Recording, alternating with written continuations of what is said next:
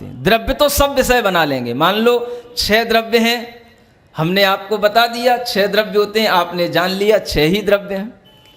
जो केवल ज्ञान ने जाना वही आपने जाना, द्रव्य की संख्या की अपेक्षा से 6 ही द्रव्य हैं। द्रव्य की अपेक्षा से आपका ज्ञान और केवल ज्ञानी का ज्ञान बराबर है। केवल ज्ञानी भी उतना ही जानते हैं, 6 ही द्रव्य हैं, और आप भी उतना ही जानते हैं। लेकिन पर्याय, केवल ज्ञान की पर्याय में और अपने मति श्रुत ज्ञान की पर्याय में बड़ा अंतर है। हम उस द्रव्य की कुछ ही पर्यायों को जानेंगे, कुछ मोटे मोटे गुणों के माध्यम से ही कुछ मोटी मोटी पर्यायों को ही जान पाएंगे, लेकिन द्रव्य को तो सब जान लेते हैं। इसलिए आचार्य महाराज ने कहा कि मति ज्ञान और श्रुत ज्ञान सब द्रव्यों को तो जानते हैं, लेकिन उनकी कुछ पर्यायों को ही जानते हैं।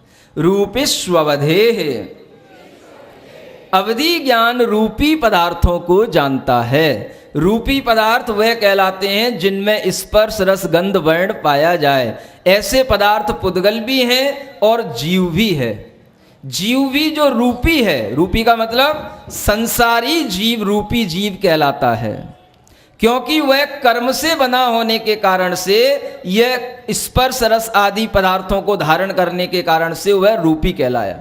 तो अवधि ज्ञान ऐसे रूपी जीव को तो जान लेगा, लेकिन जो अरूपी सिद्ध भगवान हैं उनको वह अवधि ज्ञान भी नहीं जान पाएगा। तो अवधि ज्ञान की भी एक सीमा होती है, इसलिए यह रूपी पदार्थों को ही जानने में उसकी सीमा है, अरूपी में नहीं। तदनंत भागे मनः पर्ययस्य, और मनः पर्यय ज्ञान है जो अवधि ज्ञान के द्वारा सर्वोत्कृष्ट अवधि ज्ञान कहलाता है, सर्वावधि ज्ञान। उसके द्वारा भी जो जाना जाएगा उसके भी अनंतवें भाग में घुस करके वह जान लेगा, ये कहलाता है उसका भी अनंतवा भाग जानने वाला मनः पर्यय ज्ञान होता है। ये और सूक्ष्म विषय को जानने वाला होता है। सर्व द्रव्य पर्यायेषु केवलस्य, और जो केवल ज्ञान है वह सर्व द्रव्य और उनकी सर्व पर्यायों को जानने वाला होता है। क्या कहा? उस द्रव्य में कितनी पर्यायें अतीत काल में निकल गईं और अनागत में भी, आगत काल में भी कितनी निकलेंगी, वह भी वह जानता है। आप कहाँ कहाँ से इस संसार के किन किन योनियों से भ्रमण करके आ रहे हैं और आगे आपके लिए कौन कौन से जन्म और धारण करना है, ऐसी आगे की पीछे की अनंत पर्यायों को जानने वाला वह केवल ज्ञान होता है। इसलिए उसे परम ज्योति कहा जाता है, जिसमें कि समम समस्तई अनंत पर्यायी दर्पण तल इव सकला प्रतिफलति पदार्थ मालिका यत्र। वह जो मंगलाचरण आप रोजाना प्रतिदिन सुबह सुनते हैं, उसमें यही केवल ज्ञान की स्तुति है कि जिसमें एक साथ सभी द्रव्यों की सभी पर्यायें झलकती हैं, क्रम क्रम से नहीं। तुम तो आज की, अभी की, वर्तमान की पर्याय जानोगे, आगे क्या होने वाला है। पीछे की तुम्हारी बचपन की पर्याय छूट गई, तुम तो उसको भी नहीं जान पा रहे। केवल ज्ञानी सबको एक साथ जानते हैं। ऐसा वह केवल ज्ञान सभी द्रव्य और सभी पर्यायों को ग्रहण करने वाला यह सर्व विशिष्ट ज्ञान और सर्वोत्कृष्ट ज्ञान कहलाता है। एकादीनि भाज्यानि युगपदे कस्मिन्ना चतुर्भ्यः। अब आचार्य महाराज बताते हैं कि आपकी आत्मा में एक साथ कितने ज्ञान हो सकते हैं। एक आदिनी, एक को आदि करके, माने एक से प्रारंभ करो। आपकी आत्मा में एक ज्ञान भी हो सकता है। तो आचार्य कहते हैं वो एक ज्ञान कौन सा है? वह एक ज्ञान आपका मति ज्ञान नहीं है, वह एक ज्ञान केवल ज्ञान है जो अकेला रहता है। जो बड़ा होता है वो अकेला रहता है। क्या समझे? क्योंकि उस बड़े के लिए किसी की सहायता की अपेक्षा नहीं रहती है, और जिनको सहायता की अपेक्षा रहती है वे छोटे कहलाते हैं। उनको समूह में रहना पड़ता है, उनको घर बना करके रहना पड़ता है, उन्हें कईयों की अपेक्षा करनी पड़ती है। इसलिए एक ज्ञान कौन सा? केवल ज्ञान। उसे ना इंद्रियों की अपेक्षा, न मन की, न लाइट की, न उपाध्याय की, न गुरु की, किसी की अपेक्षा नहीं, न पुस्तक की, कोई चीज की अपेक्षा नहीं। वह अपने आप सब जान रहे हैं। ऐसा निरापेक्षी ज्ञान, केवल ज्ञान एक होता है। दो ज्ञान यदि होंगे तो कौन कौन से? मति ज्ञान और श्रुत ज्ञान। समझ में आ गया? क्वालिटी की अपेक्षा से तो केवल ज्ञान बड़ा है और क्वांटिटी की अपेक्षा से आपका ज्ञान बड़ा है। आपके पास दो दो हैं, भगवान के पास तो एक ही है। क्या समझे? देखो, अनेकांत दर्शन में हम किसी भी अपेक्षा से बड़े बन सकते हैं, ऐसी कोई बात नहीं है। अपने को अपेक्षा लगा करके ज्ञान रखना, तो भगवान की अपेक्षा से भी हम बड़े। ये कोई वो नहीं है, कोई आपको केवल हंसाने की बात हो। ये सम्यक ज्ञान है। आगे नयों का वर्णन आने वाला है। नयों के माध्यम से हम किसी भी अपेक्षा से अपने अंदर किसी भी प्रकार का भाव और उसकी विवक्षा बना सकते हैं। हम भी केवल ज्ञान से बड़े हैं। बिल्कुल सॉलिड बोलो। कैसे? संख्या की अपेक्षा से। केवल ज्ञान एक संख्या वाला है और हम दो संख्या वाले ज्ञान को रखे हुए हैं, इसलिए हमारा ज्ञान बड़ा है। क्या बात हो गई? डर क्यों लगता है? भगवान अपने कभी ना अभिशाप देने वाले हैं, ना कभी तुम्हें कुछ भस्म करने वाले हैं। डरते क्यों? भगवान ने सम्यक ज्ञान दिया है। उस सम्यक ज्ञान का प्रयोग करने वाला निडर और निर्भीक होता है। जब वह विवक्षा बना करके कोई बात बोलता है तो भगवान कहते हैं, हाँ, इसने अनेकांत दर्शन को सही जाना। इसलिए हमने क्या कहा? क्वालिटी की अपेक्षा से आपका ज्ञान बड़ा नहीं, क्वांटिटी की अपेक्षा से आपकी संख्या दो होने के कारण से आप कह सकते हो कि हमारे पास में भगवान से भी ज्यादा ज्ञान है। ज्ञान नहीं है, ज्ञान है और ज्ञान है, इसमें अंतर हो गया। है और हैं।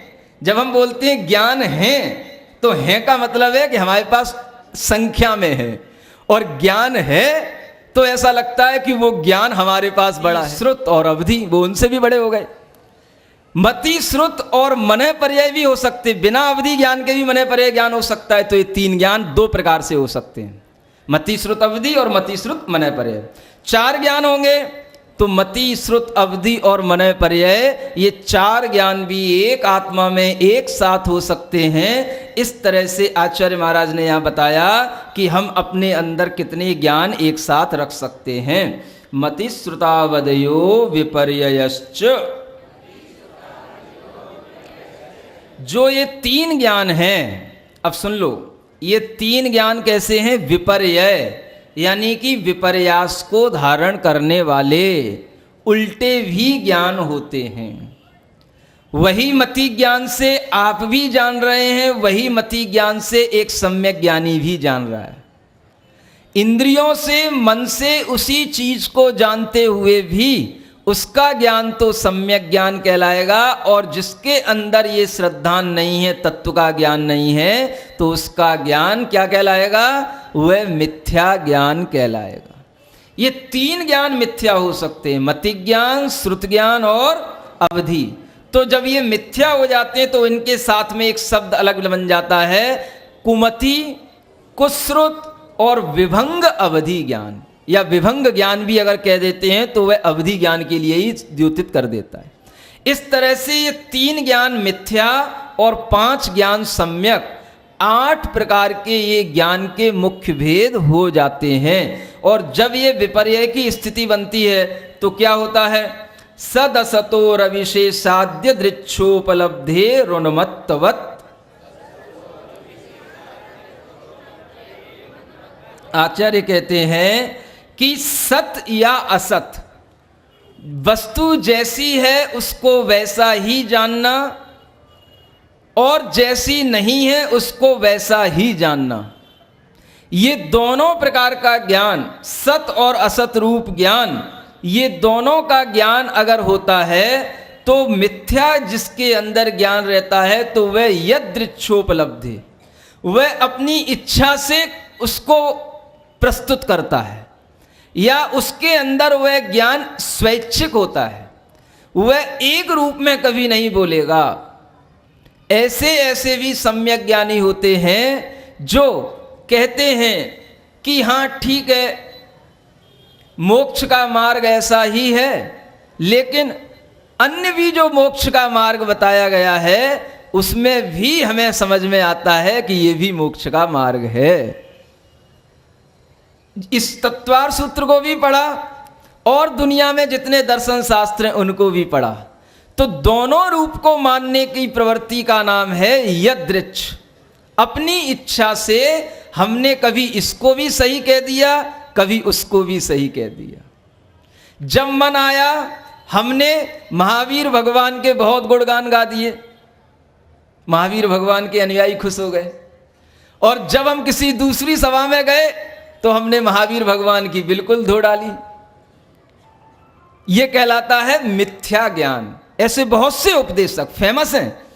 महावीर मेरी दृष्टि में एक जगह लिखेंगे तो वो महावीर को इतना कि महावीर से बढ़कर के कोई नहीं। तो ऐसे लोगों के लिए आचार्य कहते हैं ये ज्ञान स्वैच्छिक है, इसमें कोई भी प्रामाणिकता नहीं है, इसमें कोई भी दृढ़ता नहीं है। प्रामाणिक ज्ञान जो होता है वह एक रूप ही चलता है और एक रूपता से ही अपने अंदर वह सम्यक ज्ञान को बना करके रखता है। ये तो ऐसा ज्ञान है उन्मत्तवत। जैसे कोई उन्मत्त पुरुष, उन्मत्त का मतलब होता है पागल, वह कोई भी व्यक्ति, यहां मर्यादा में, कोई भी व्यक्ति जो उन्मत्त हो गया है, यानी कि उसके अंदर कोई पागलपन आ गया, या यूं कहें कि वह किसी भी प्रकार का ऐसा कोई नशीले पदार्थ का सेवन कर लिया, वह अपने आप को भूल गया कि हम क्या सही हैं कि गलत हैं। कभी कभी आपने देखा होगा शराब पीने वाला भी इतनी पी लेता है कि माँ को भी बहन कहने लगता है, पत्नी को भी माँ कहने लगता है, माँ को भी पत्नी कह लेगा, इतना उसके अंदर विक्षिप्तता आ जाती है। तो इसको बोलते हैं उन्मत्त का ज्ञान। कभी माँ को माँ कह लेगा और कभी माँ को भी पत्नी कह दे, उसके लिए कोई नियामकता नहीं है।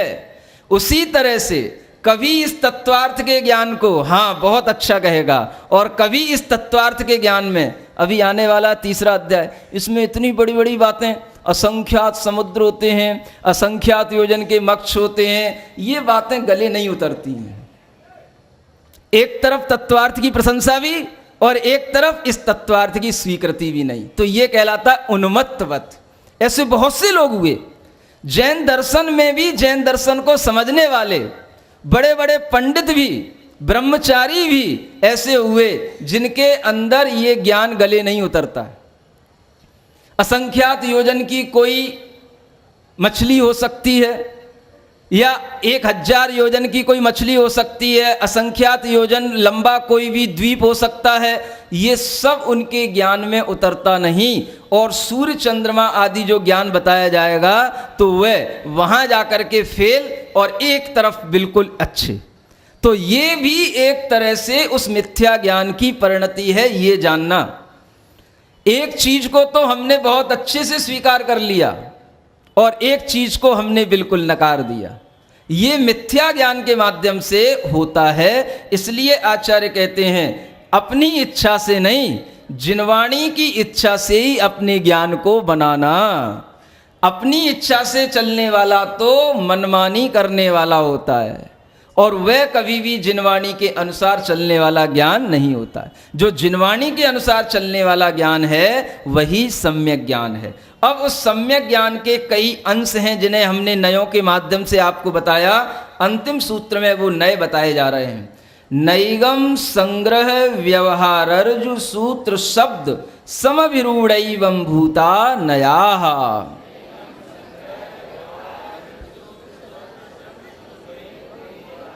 ये नए हैं, 7 नए हैं। सबसे पहला नय होता है नैगम नय। इस नैगम नय की ये विशेषता है कि यह संकल्प मात्र ग्राही नैगम नय, संकल्प मात्र को ग्रहण करके आपके लिए कह देगा कि हाँ ठीक है, आपके अंदर ये भाव आ गया। संकल्प मात्र अगर आपका है तो, जैसे आप कहें कि हम मोक्ष जाना चाहते हैं, तो हमारे लिए मोक्ष जाने का संकल्प यदि है तो हम कहीं भी जाएं हम ये कह सकते हैं कि हम मोक्ष जा रहे हैं। क्या समझे? ये नैगम नय के माध्यम से।